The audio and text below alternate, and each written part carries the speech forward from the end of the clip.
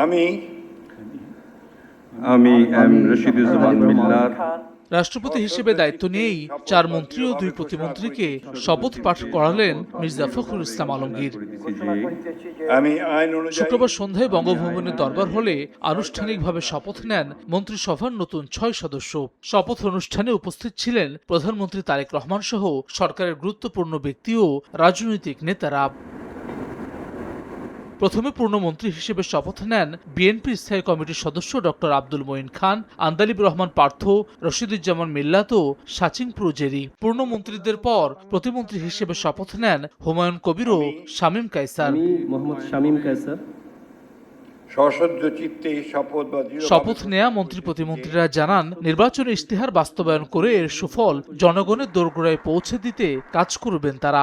বাংলাদেশের, আমার দেশের জন্য কাজ করার পেয়েছি, and I will do it with the utmost sincerity, commitment in safeguarding the national interest of the people of my country. মাননীয় প্রধানমন্ত্রী নির্বাচিত করেছেন মন্ত্রী হিসাবে। আমি প্রথমে আল্লাহর কাছে কৃতজ্ঞতা জানাই এবং মাননীয় প্রধানমন্ত্রী আমাকে যে পূর্ণ দায়িত্বটা দিলেন সেই দায়িত্ব যাতে পালন করতে পারি সেই জন্য আমি আপনাদের সকলের কাছে দোয়া চাই। মাননীয় প্রধানমন্ত্রী তিনি যেদিন সরকার গঠন করেন তিনি প্রথম দিনেই বলেছিলেন যে আমরা যে কাজগুলো করব দেশের জন্য সেই কাজগুলো মূল্যায়ন হবে।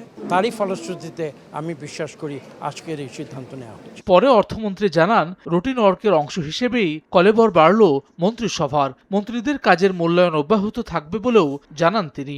একটা সময়ের পরে ইভ্যালুয়েশন হবে, মন্ত্রিসভার কিছু রদবদল হবে, পরিবর্তন হবে। এটা একটা গণতান্ত্রিক নির্বাচিত সরকারের রুটিন কাজ। এটা সুতরাং এটা আরো ভবিষ্যতে আবার ইভ্যালুয়েশন হবে, আরো রিসাফল হতে পারে। মন্ত্রিসভার নতুন 6 সদস্যের সংযোজনের মধ্য দিয়ে সরকারের দায়িত্ব বন্টনেও এলো নতুন মাত্রা।